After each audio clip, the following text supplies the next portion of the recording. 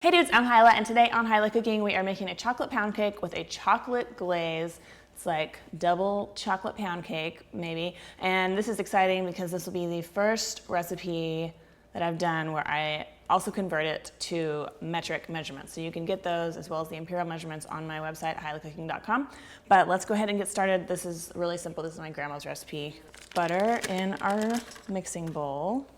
This has been sitting out for a couple of hours, so it's soft, but it's not too soft. Like you can see when I drop it into the bowl, it's still keeping its log-like shape. It's still got edges on it. It's not like melted at all. But this is a little frugal trick that my mom taught me. Take your butter wrapper. I guess this only works if you're in the US and your butter comes in little sticks, but you can use spray oil too. And then you just like rub it all inside the pan. Just get all the corners, especially in the bottom. And then, a lot of times with cakes, the recipe will tell you to flour, like grease and flour the bottom of your pan. But if you're doing a chocolate cake, then that can leave like unsightly white globs on the outside of your cake. So what I do is get a little bit of the cocoa that I'm gonna use in the recipe, and I'm gonna sprinkle it in the bottom of your pan like that. And then just kind of tip, tip, tap all the way around. If there's any extra, tip it into the next one. So then you have both pans coated like this. It's not gonna leave gross white stuff on the outside of your cake. Okay, now that that part is taken care of, we can start creaming this butter. So creaming just means you're gonna mix it on a medium speed till it gets kind of fluffy, light and fluffy.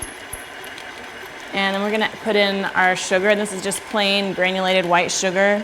And we're gonna beat these together for about 2 minutes until it's really fluffy. And what this is doing is incorporating the sugar in with the butter fat. And the sugar granules microscopically are really rough, so they kind of like break those butter molecules up and beats a lot of air into the butter. So you end up with a lighter, fluffier pound cake. Okay, some vanilla extract. Just eyeball that. Then we're gonna add 5 eggs, and you want to mix each egg in before you add the next. So we'll just do that one at a time.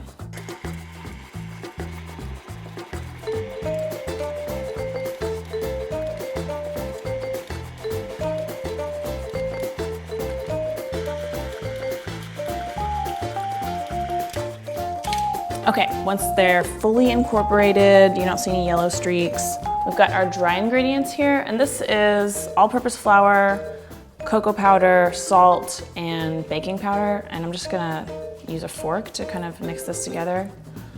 And then I'll add about 1/3 of this mixture, it doesn't have to be exact. Mix it on low speed for 30 seconds. We don't need to get it fully incorporated. You don't really want to get it fully incorporated at this point.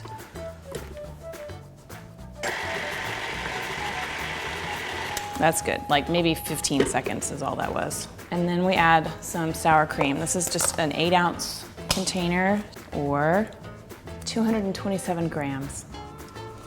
And I'm gonna add about half of this. Okay, and again, just like 10, 15 more seconds. And add another 1/3 of the dry ingredients.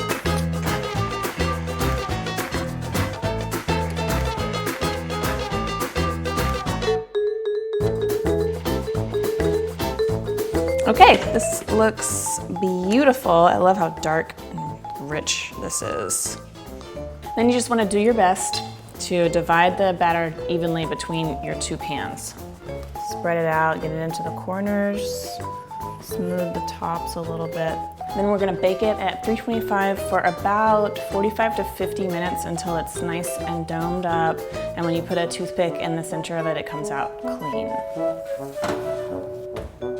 Cake is cooling. While that's happening, we can whip together a really, really simple little chocolate glaze. I'm gonna put some powdered sugar, cocoa, and sift that together.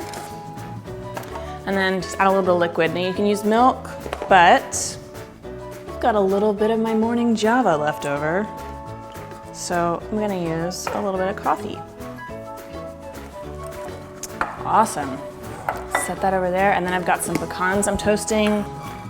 Put them in a dry skillet over medium heat for maybe 2 minutes. You do run the risk of burning them, so keep an eye. And then we'll just do a little chop. It's gonna be so good. And then we can flip it out. And then just drizzle some of your glaze over the top. And so this recipe makes 2 cakes, and I know that's a lot for most people, but 1 cake can be frozen if you like. Just freeze it without the glaze. And then throw some pecans on top, or toasted coconut, or omit it, or whatever, peanuts. Do your thing, baby. All right, like I said, this recipe is available in imperial and metric measurements at my website, hilahcooking.com, so check that out. Don't forget to subscribe to my YouTube channel. And let's cut a slice off of this. Of course, I'm gonna cut off the bare naked slice. Let's just give it the test of a true pound cake. Look at that. This is a perfect pound cake texture.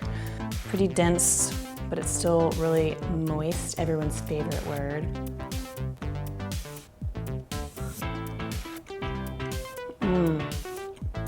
Super chocolatey, not overly sweet.